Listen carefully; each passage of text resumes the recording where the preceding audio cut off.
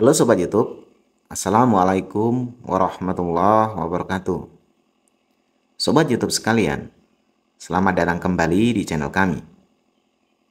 Nah, di kesempatan ini, saya akan coba berbagi lagi informasi terkait problem atau kendala di info GTK yang berkaitan dengan verbal ijazah. Nah, banyak kawan-kawan guru yang saat ini dihadapkan dengan permasalahan verbal ijazah terdapat beberapa kendala. Nah, setelah ditelusuri, ternyata kendalanya berkaitan dengan sistem di sivil. Kira-kira gimana ya info lengkap terkait hal ini? Untuk itu, simak terus video ini hingga akhir agar kawan-kawan tidak gagal paham. Agar lebih maksimal, bantu support channel kami dengan klik tombol subscribe-nya. Kalau sudah, mari kita mulai videonya. Baik, pertama kita akan coba bahas. Bagi kawan-kawan yang ingin mengakses info GTK bisa melalui info.gtk.kemdikbud.go.id. Masukkan username dan password serta kode CAPTCHA ini. Setelah masuk, kawan-kawan akan dihadapkan dengan sebuah data miliknya sobat masing-masing. Nah, di bagian agak bawah, ini di menu 1, 2, 3, 4, 5, nah yang menu lain-lain, akan terdapat fitur verbal ijazah. Sobat harus memastikan bahwa ijazahnya sobat, semua datanya itu sesuai dengan ijazah fisik. Jika belum sesuai atau belum sinkron, silakan verbal terlebih dahulu. Nanti sobat akan diperintahkan untuk memasukkan atau mengetikkan perguruan tingginya sobat. Kemudian nama program studi, jenjangnya, nomor induk mahasiswanya, dan nomor ijazahnya. Kemudian dicek di bagian sivil. Nah, ketika dicek di sini, ternyata banyak sekali kendala, yaitu tidak ada data yang ditampilkan. Kira-kira kenapa hal ini terjadi? Nah, setelah dilakukan penelusuran, sumber dari ini ya tentu saja di website dari sivilnya atau ijazah.kemdikbud.go.id. Silakan sobat lihat di sini.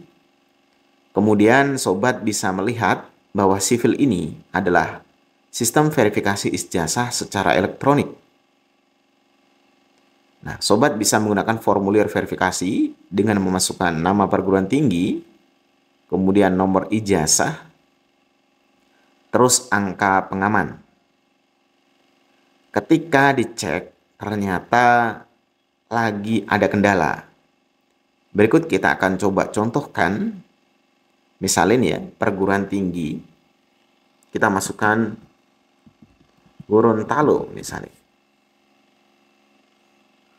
Kemudian kita geser bagian bawah atau pilih sesuai universitasnya sobat. Kemudian pilih program studi. Misalnya saya pilih fisika. Kemudian kawan-kawan masukkan nomor ijazahnya kawan-kawan di sini. Pastikan sama persis.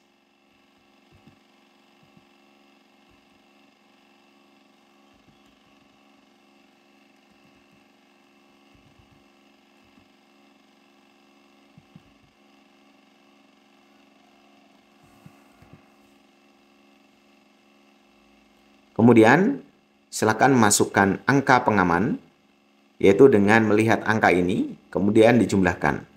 15 tambah 11 sekitar 26.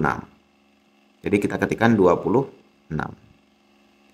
Nah, kemudian ketika semua data dipastikan sudah benar, silakan verifikasi.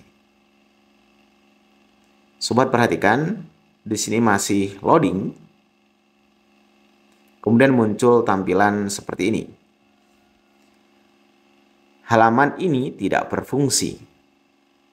Website dari ijazah.kemdikbud.go.id saat ini tidak dapat menangani permintaan ini. Kemudian ada informasi terkait error 500. Nah, kawan-kawan semuanya,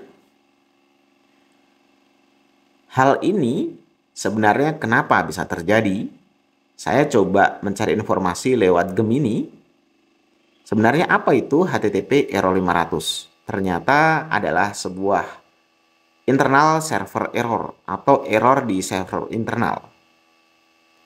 Jika kita lihat lebih detail di sini, HTTP error 500 adalah pesan kesalahan yang muncul ketika terjadi masalah pada server website. Artinya, kesalahannya itu ada pada servernya ijazah.kemdikbud.go.id ini. Sehingga server tidak dapat memenuhi permintaan Anda. Hal ini dapat disebabkan oleh berbagai faktor dan biasanya tidak dapat diselesaikan oleh pengguna website. Artinya, kita tidak bisa menyelesaikan masalah ini. Yang bisa menyelesaikan adalah bagian terkait dengan servernya. Kita sebagai pengguna hanya bisa menunggu. Kita lihat dulu penyebabnya apa. Biasanya file.htaccess yang rusak. Yang mana file ini mengatur bagaimana server menangani URL website. Sehingga jika file ini rusak, server tidak dapat memahami apa yang kita minta. Kemudian bisa saja script timeout, yang mana script yang dijalankan di server membutuhkan waktu lebih lama dari yang diharapkan. Sehingga server memberhentikannya dan menampilkan pesan error 500. Kemudian ada versi PHP yang tidak kompatibel. Website yang kita akses tadi, website Anda mungkin memerlukan versi PHP tertentu untuk berfungsi dengan baik. Artinya website tadi memerlukan sebuah versi PHP yang berfungsi dengan baik.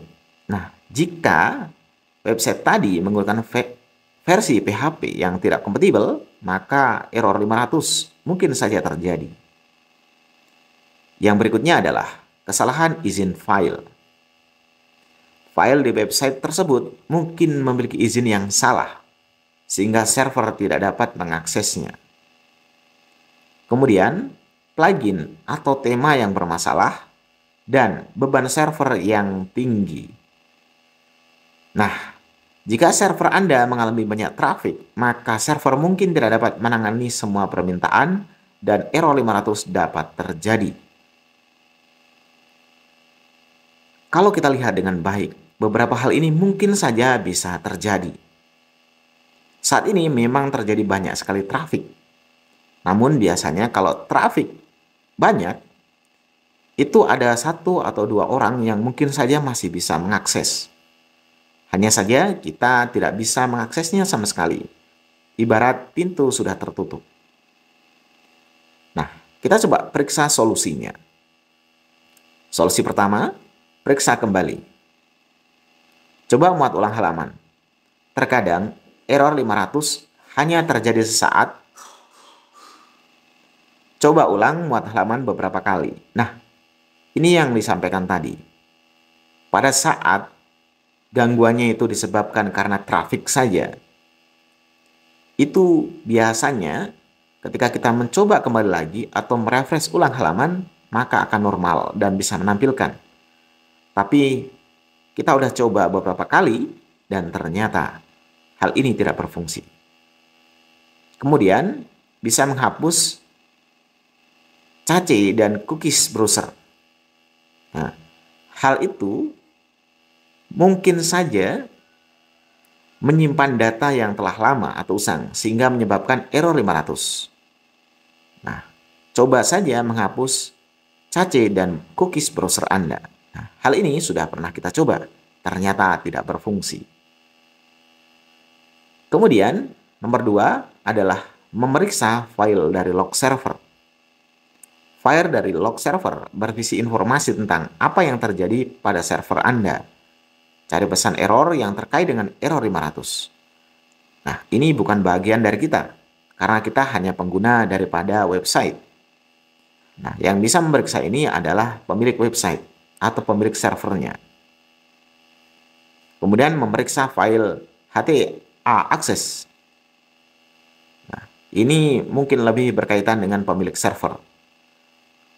Nomor 4 juga berkaitan dengan pemilik server. Sehingga setelah kita baca dengan seksama sebenarnya apa yang terjadi, hal ini lebih berkaitan dengan server bagian dalam atau internal itu yang error. Solusinya, kita tunggu sampai server pulih kembali. Jangan khawatir terkait data kita yang masih belum bisa diperbaharui, karena secara berkala akan bisa dinormalkan kembali. Nah, jadi demikian informasi terkait beberapa kendala ketika verifikasi ijazah di Info GTK dan kendala website ijazah.kemdikbud.go.id atau sivil tidak bisa diakses, malah muncul HTTP error 500. Terima kasih banyak sudah mampir dan nonton video kami. Jika ada pertanyaan, jangan sungkan untuk menuliskannya di kolom komentar. Kami akan coba membahas dan memberikan solusi terbaik. Terima kasih. Assalamualaikum warahmatullahi wabarakatuh.